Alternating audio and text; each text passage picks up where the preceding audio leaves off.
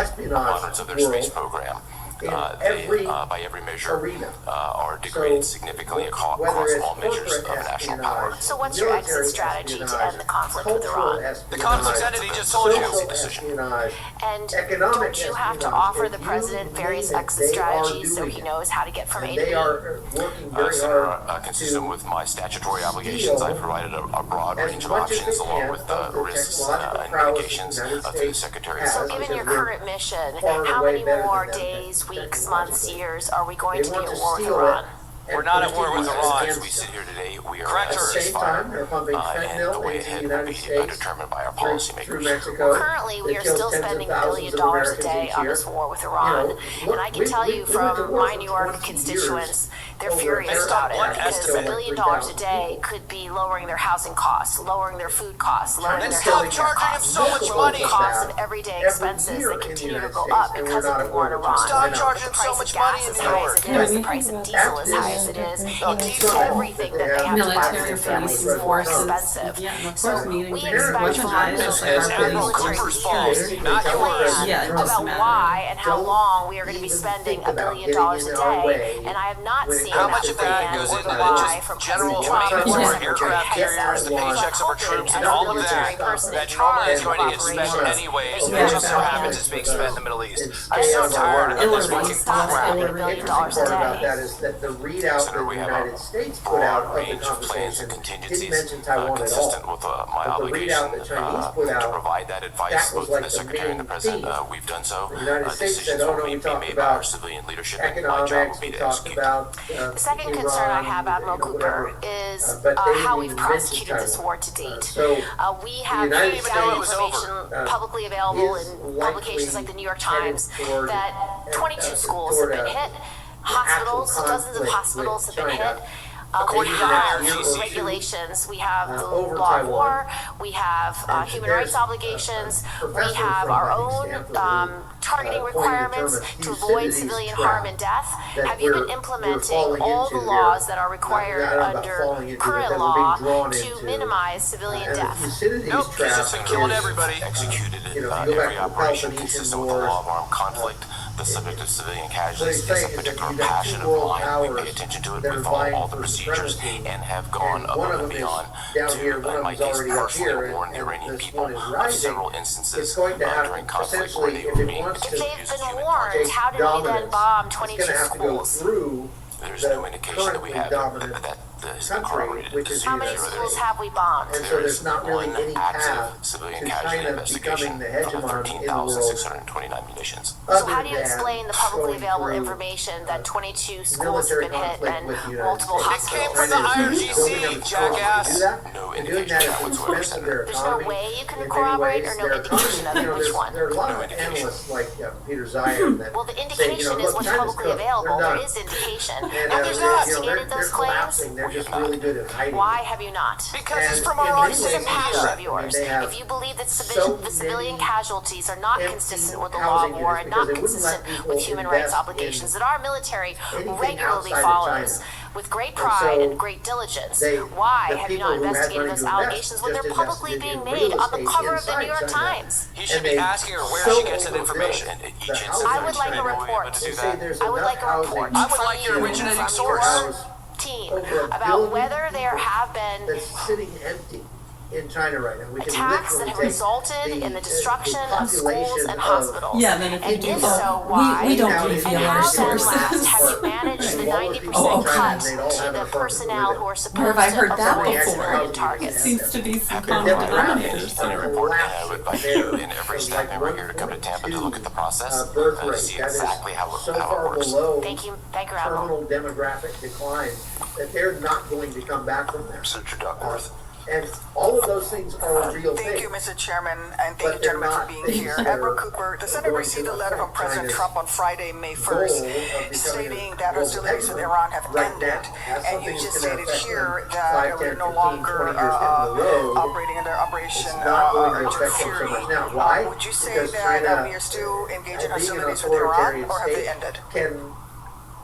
Consistent with the President's letter, Epic Fury is complete. We are operating under international armed conflict rules and the implementation of the blockade. So are we engaged in hostilities with Iran, yes or no? We're not. We're in a ceasefire. The Strait of Hormuz remains blocked, right? You're engaged in a blockade, are you not? The blockade is against Iranian ports, commerce going in and coming out. The last thing we would want to do is blockade the Strait of Hormuz. And as we've seen in the last week, there have been instances of ships coming in and out, including our own. But under international law, a blockade is an act of war. So are we, if you're blockading, actively blockading Iran, then you are engaged in we are currently in an act of war with Iran under international law. A blockade is one of the definitions of an act of war under international law. But if you look Consistent with the direction we've been given, those characterizations are best done through the department's legal counsel. It's not characterization, it's international law, it's listed. A blockade. So it's assassinating somebody's freaking leadership, which Iran engaged in, so there's that. We have now engaged in the United States and Iranian forces are So trying to Iran fire. engaged in an act of war with the United States of America how many times prior to that? Says the ceasefire is on life support and repeatedly threatens to renew U.S. military strikes. And to be clear, no one is disputing the valor and professionalism of our military. But the civilian leaders are abdicating their responsibility to craft a clear strategy, and service members and American people are the ones who will suffer under this leadership vacuum. Admiral Cooper, before Operation Epic Fury began, what desired end state for the operation were you given by your civilian leadership? Senator, I was given crystal clear guidance. Our military mission was to degrade Iran's ability to project power on its neighbors and U.S. interests. It included 3 specific objectives: degrade Iranian ballistic missiles and their defense industrial base, degrade their drones in the defense industrial base, degrade their navy and the defense industrial base. All of those were achieved as I discussed. And because they were achieved, that's why the operation ended, or did the operation end because the president said, let's end operation? Russia and Iran Operations commencing and ending are made by our civilian leadership and not a military decision. Okay, well, that civilian leadership, President Trump has provided many possible end states in only 2 months, including in just 2 months, he said, unconditional surrender and regime change in Iran, which have not happened. He's talked about, operations will end when there's destruction of Iranian nuclear sites, allegedly already accomplished last summer under Operation Midnight Hammer. He has also said that Iran will never have nuclear weapons, which cannot be accomplished with only a bad bombing campaign. He said that his goal is to destroy the Iranian military forces and infrastructure completely, which the intelligence community assesses has not happened. That's not true. He said that it's a reopening of the Strait of Hormuz, which is a reminder it was open before the war crap she began. heard from the New York So Times. we don't know what we're fighting for. We certainly don't know how long we'll be fighting. Admiral Cooper, what have you been given? Have you been given any timeline for how long our forces will be in the Strait of Hormuz or near Iran or blockading Iran, whether by a timeline or a condition, an end state, for how long you'll be blockading Iran? Senator, I think it's important from a military perspective that my advice related to options be provided to both the Secretary and the President. We've done that. The decisions on timeline and execution are up to our civilian leadership. So, you mentioned the Secretary of Defense, who only talks tactics, and a president who changes his strategy on social media multiple times a day. And this is who's giving you the orders. Secretary Hegseth has touted the destruction of tens of thousands of targets across Iran. He said that Iran's air defenses have flattened, his words, and its industrial base overwhelmingly destroyed, and claims that Iran's navy is at the bottom of the sea. Every metric that the Secretary offers is one of destruction, and destruction alone is not an end state, especially not with new public reporting that U.S. intelligence officials believe Iran has operational access to most of its missile capacity, and that Iran is clearly still capable of controlling the Strait of Hormuz. Americans are not safer, our service members are at risk, prices at home are higher, and Iran has more control over the Strait and global economy than it did before this whole thing started. American people, our service members deserve clear answers. What does done with the war look like, and how do we get there? We have no strategy. As we saw in Afghanistan, if you don't have a sound strategy, you keep doing tactics forever. This is not your fault, but this is where we are. And Admiral Cooper, have you been asked for your advice? And under what conditions would you advise deploying ground troops for any purpose in Iran? No, he's not going to give that in an open hearing. Talk about any contingency plan in this particular forum. It's my obligation as a combatant commander to provide a broad range of options to the Secretary and to the President. Can you answer that question for me in the skiff at a later time? I'd be more than happy to talk about anything classified. All right, thank you. Thank you, Mr. Chairman. We know we have the wherewithal, Senator but Kelly. inclination is what we. Oh, here we go again. Sometimes. No Next, further questions, Mr. Chairman. let's see. Yeah, he learned his lesson. Wrote a book. It just came out.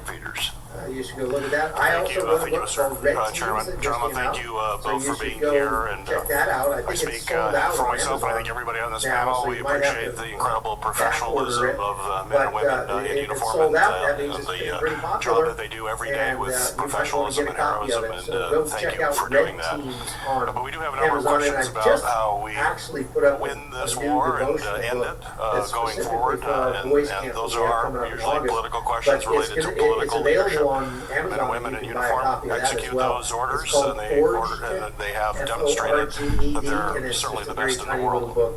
But Admiral Cooper, you mentioned that the current mission right now is basically the U.S. blockade of Iranian ships or ships that are transiting the Straits of Hormuz to Iranian ports. That's in response to Iran basically effectively shutting down the Strait of Hormuz before that. As you know, experts across the political spectrum and multiple administrations, political administrations, have all agreed that a war against Iran, Iran's first moves would be to mine the Straits of Hormuz to prevent tanker traffic. But despite these known risks and repeated claims that the DoD has planned, I'm sure you have plans. I don't think anything will happen with Cuba until no shortage of plans that we have. But you have plans to deal with the closing of the strait. We had 4 minesweepers that were stationed in the Middle East were just retired last year, and our remaining minesweepers. Penetration bombs with like bunker busters. So you can. There are bombs that you can actually set. There's a setting on the bomb before you launch it that will tell it to either blow up just above the ground, on the ground, or under the ground. So, all right, that's all I've got for today. We're going to cut it off a little bit short today because I got to get to this graduation. But thank you very much for watching the Hot Zone. Please share this with your friends. Don't forget to go to checkpost.com because we get lots of content over there. Right now to restock what they have, and this is on top of existing land missiles and drones. The American people, as we all know, are already paying higher prices in the United States. Inflation is up as a result of chaotic tariffs that President Trump has put into place. And now, thanks to this war and the Straits closure, they're paying high gas prices that continue to rise as well, putting a strain on family budgets. So my question for you is, if there was advanced planning, I'm sure there was advanced planning about the Straits closure, why were the minesweepers not pre-positioned in the region when it had been publicly reported that we already have? Because we have other ways to sweep the mines, you freaking moron. When you have a plan, usually before you execute the plan, you make sure that all your assets are in place to actually execute. I'm glad you got your audio clip. I'm curious that those assets were not there. Why? Senator, I think best to talk tactics and operations in a classified environment. What I can say here is we did have sufficient and continue to have sufficient mine clearance capability in the theater because it happened to not be in those 4 vessels that were decommissioned after decades of service. I think that's an interesting point. The support and the ability to kind of countermine comes in a lot of different flavors. Best to discuss in a classified environment. And I don't mean to get into that. I understand that totally. You don't want to do it, but it's clear that there is a concern about mines. We aren't seeing ships go through. And you're not companies fixing it. don't want to go through the straits, so they're going to put their ships at risk so they don't feel safe. To me, that speaks volumes as to whether or not it's safe. There is a real concern there, and we know that the Iranians have. There's not a real concern. It's because of statements like you just made. Instead of going, oh, right, we have classified ways of clearing for mines. You choose to continue to push New York Times freaking garbage. Seminal text on strategy that is taught in all the war colleges, and you know it better than I will ever know it. The concept of that is that in order to win a war, you've got to know the center of gravity of your enemy, and you have to be focused on being able to neutralize that. What is the center of gravity in Iran? How are you planning? That's a military decision as to what is the center of gravity as to kind of advice you would give a president. What is the center of gravity? So I really would refer to our policymakers to determine what they view from a policy perspective as the center of gravity. From a military perspective, we're focused on achieving military objectives, which is exactly what our men and women have done, and they've done it extremely well.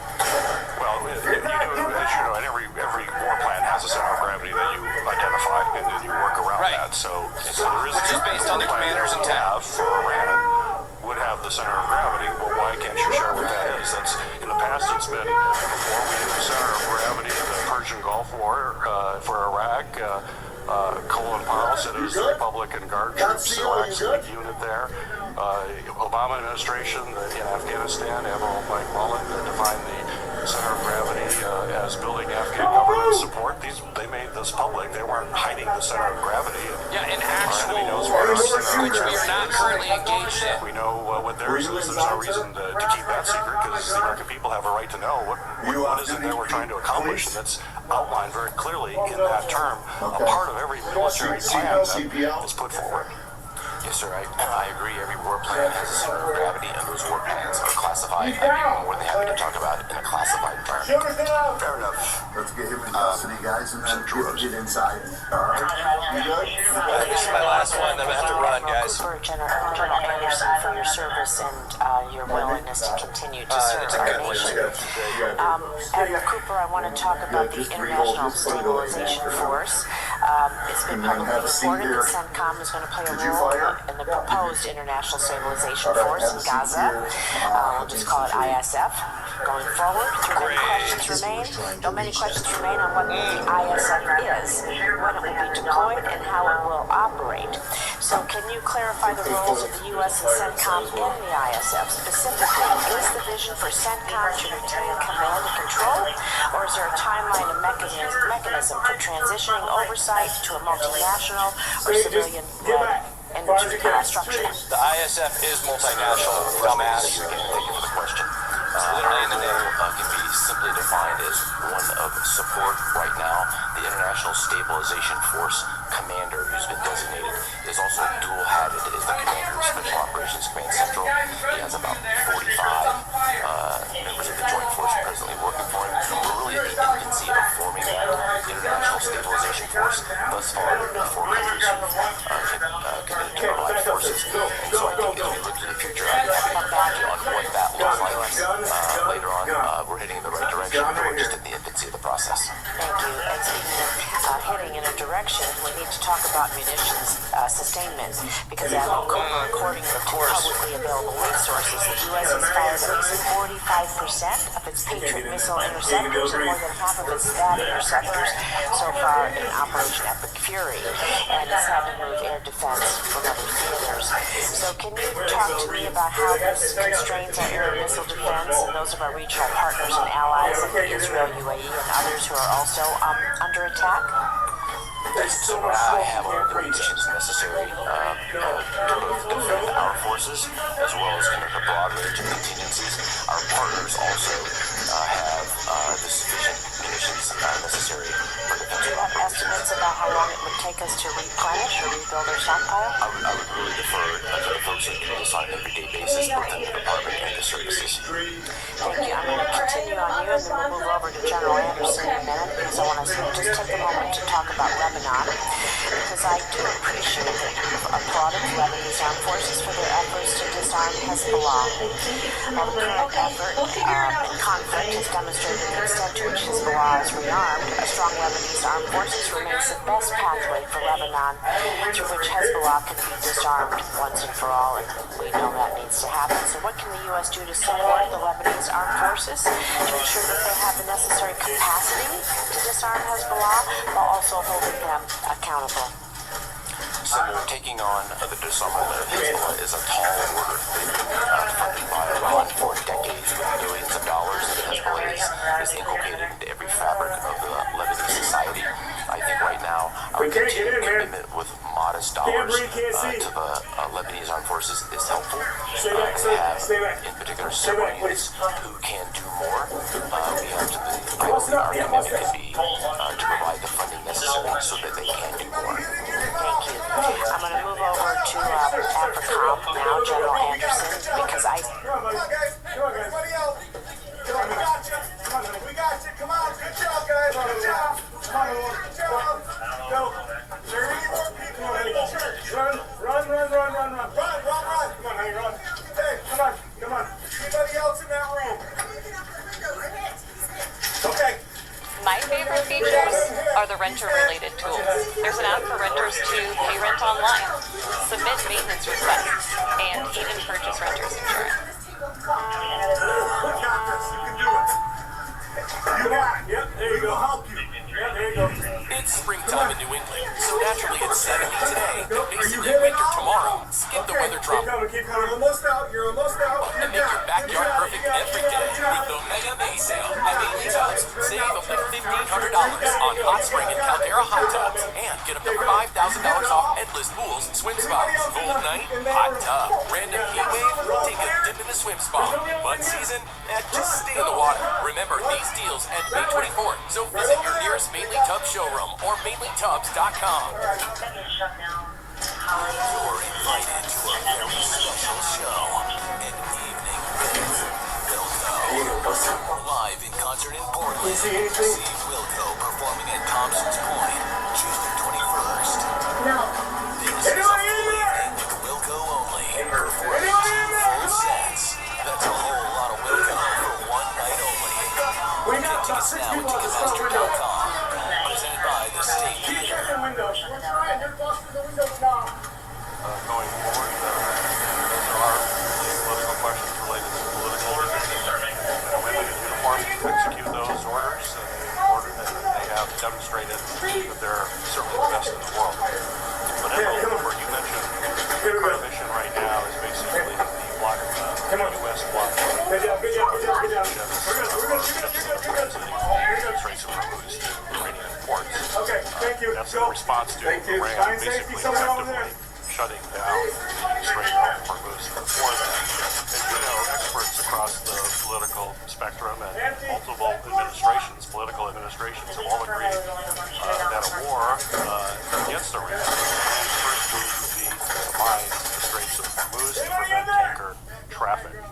But despite these known risks and repeated claims that the DoD has planned, I'm sure you have plans. War College, serve the Navy, there are no shortage of plans that we have. That you have plans to deal with these closing of the strait. We have 4 minesweepers that were stationed in the Middle East almost the entire last year. And our remaining minesweepers are either stationed in Japan or not repositioned in the region. This is despite public reporting that we currently already have limited unmanned mine clearance capacity. And reports from the New York Times and Reuters has also indicated that Iran still has hundreds, if not thousands, of small boats that can lay mines or perform hit-and-run attacks. There was a bunch of kids that came out the front. Missiles, they went over to I'm sure they're building Church of King. Okay. Serious pace right now to restock what they have. This is on top of existing land missiles and drones. The American people, as we all know, are already paying higher prices in the United States. Inflation is up as a result of chaotic tariffs that President Trump has put into place. And now thanks to this war and Straits closure, high gas prices that continue to rise as well, putting the strain on families. So my question for you is, there was advanced planning, I'm sure there was advanced planning about the Straits closure. Why were the minesweepers not positioned in the region and publicly reported that we already have limited unmanned mine clearance capacities? When you have a plan, usually before you execute the plan, you make sure that all your assets are in place and actually execute the plan. So it's curious that those assets were not there. Why? Senator, I think best to talk about specific tactics and operations that are classified. What I can say here is efficient and continuous mission mine clearance capability in the theater. Because it should not be a new sport.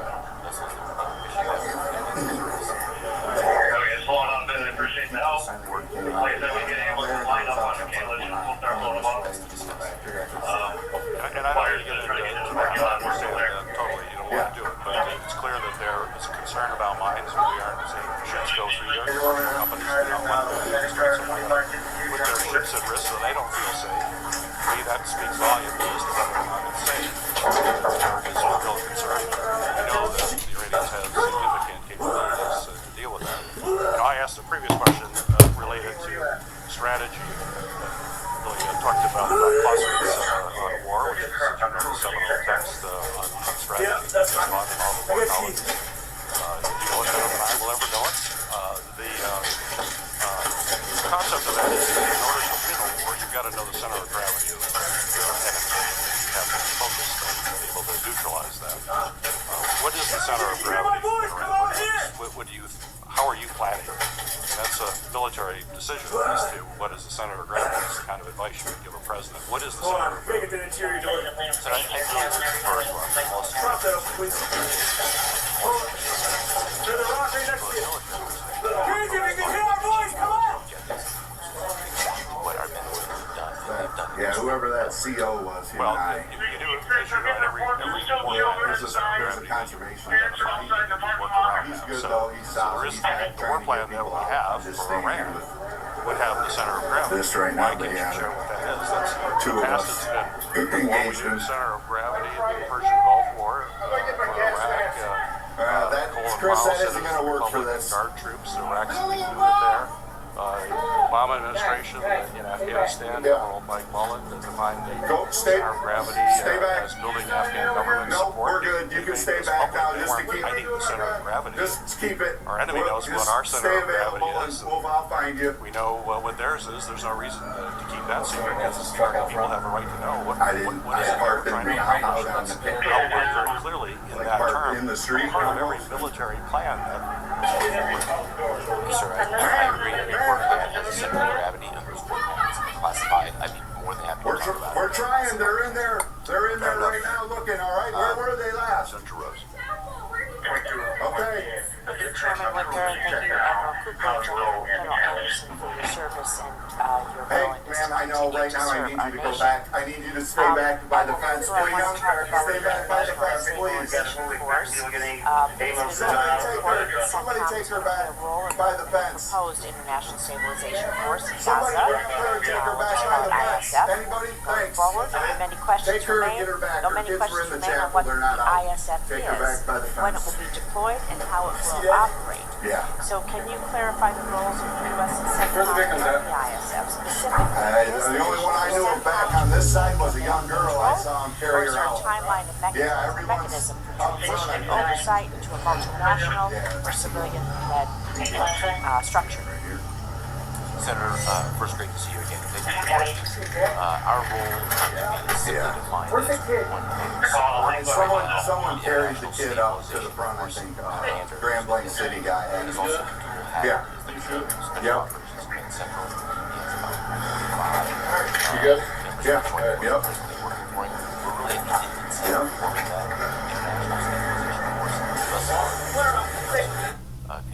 Committed to provide forces.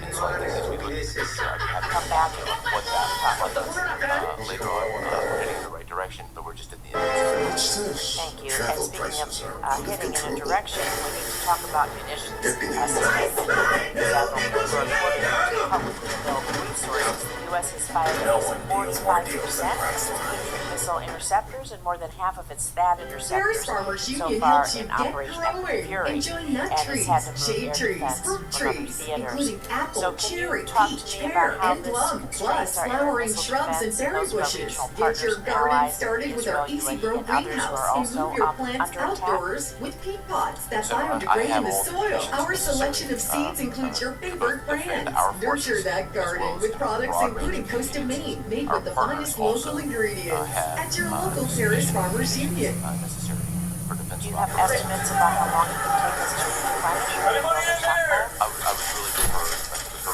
this on a daily basis, both in the department. I'm going to continue on you and then we'll go over to General Anderson because I want to just take a moment to talk about Lebanon. Because I do appreciate and applaud and credit the armed forces for their efforts to disarm Hezbollah. While the current conflict has demonstrated the extent to which Hezbollah is rearmed, the strong Lebanese armed forces remains the best pathway to Lebanon, through which Hezbollah can be disarmed once and for all. We know that needs to happen. So what can the U.S. do to support the Lebanese armed forces to ensure that they have the necessary capacity to disarm Hezbollah while also holding them accountable? Senator, taking on the disarmament is a tall order. They've been funded by Iran for decades with billions of dollars in society. Right now, modest dollars. It's too big.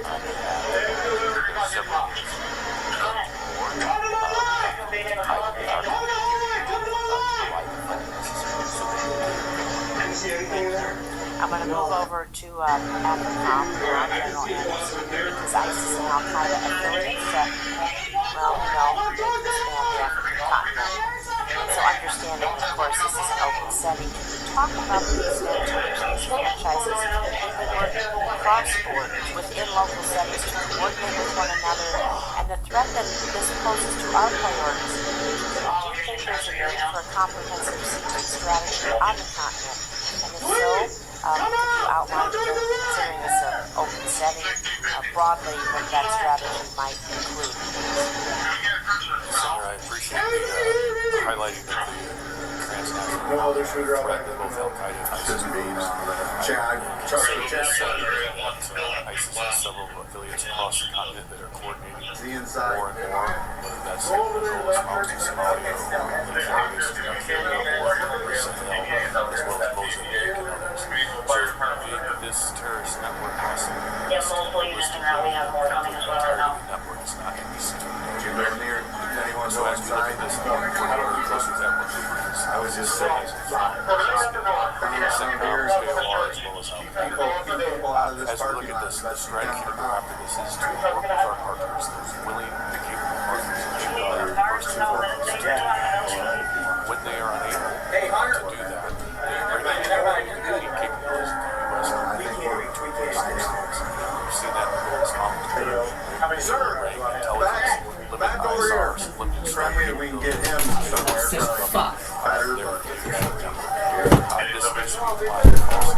I know, right? Oh yeah, freaking sick fucks. Capabilities such as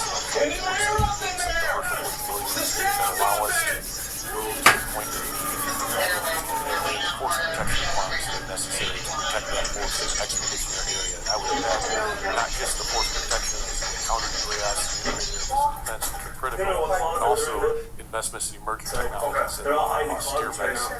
Yes, exactly. Automated casting, these types of things allow us to become more expeditionary in order to get out and enable partners as they it's a multifaceted strategy. I can go into more, won't get into this detail, but really relationships and engagements are equally important. Having that pragmatic approach, open dialogue with the AES states and Sahel, addressing this with places like Algeria, Morocco, and Libya, share those concerns, building those relationships are absolutely vital. Yes, you're welcome. Thank you. Yeah. We know, so you brought up the Sahel, but last month the JNIM and local militias in Mali executed Play Clash? defensive attacks attacking Mali's capital, seizing towns, and killing the Malian defense minister. Though these attacks were greater in scale, intensity than any other since 2012, There's people hiding in closets. There's kids in closets, people in closets. What's that? And this is that one at Latter-day Saints Church last September. What more can you do? Would you like to add? I mean, yeah, 90%, 99%. Alrighty, this is going to be triage right over here, so. Russians have claimed to do that, but we saw that they had to withdraw from Kidal. Were unable to defend against that threat there. They are providing some limited support to the Western presence. Because of that, then how do we enable the partners, the other nations that are there? How do we look at expeditionary capabilities again that we can result in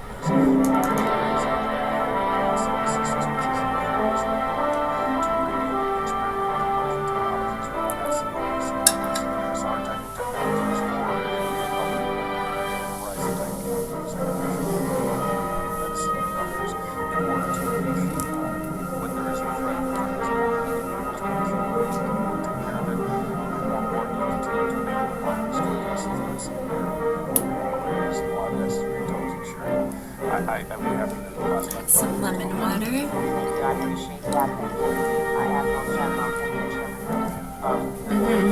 bit of whole lemon. That's really good. A few drops of agave lemonade. I didn't in this one, but yeah, a few drops of agave. That is good sometimes. Just stop when I'm wrong. On March 2nd of this year, Hezbollah attacked Israel in response to Operation Epic Fury. Hey, Is that correct? You're looking at stuff. Hey, there's a crime, there's a report, there's a victim, and then hey, it's this guy, Nick, and he's got a beard. Hey, here's Nick in the beard right here. Absolutely. So we need a driving factor. That driving factor is a crime, right? Those are the driving factors for us, or added security for, like we spoke about earlier, when it comes to special events. And then you have everything. You have it all on video. Then you have body-worn camera video. You've got flock. You've got CCTV, and then your investigation can take all of that and put it all And it together. just gets packaged up nicely, and then we give it to the state attorney's office, and they do their part. That's an incredible amount of evidence. And we talk about gathering evidence and conducting like a full and thorough investigation. That's the definition of that. Oh yeah, actually we're gonna pause that one. Still in there, we're augmenting what they do, so it's never going to replace them. But yeah, when you're Yes, talking we'll about the probably evidence get to and you're reading adding at some to that point case, the value that today. it brings to the table, it's I know, I tremendous, just got So into our shot the detection system spring here, cleaning for and example, do right? some stretches. An incident occurs. It's much better.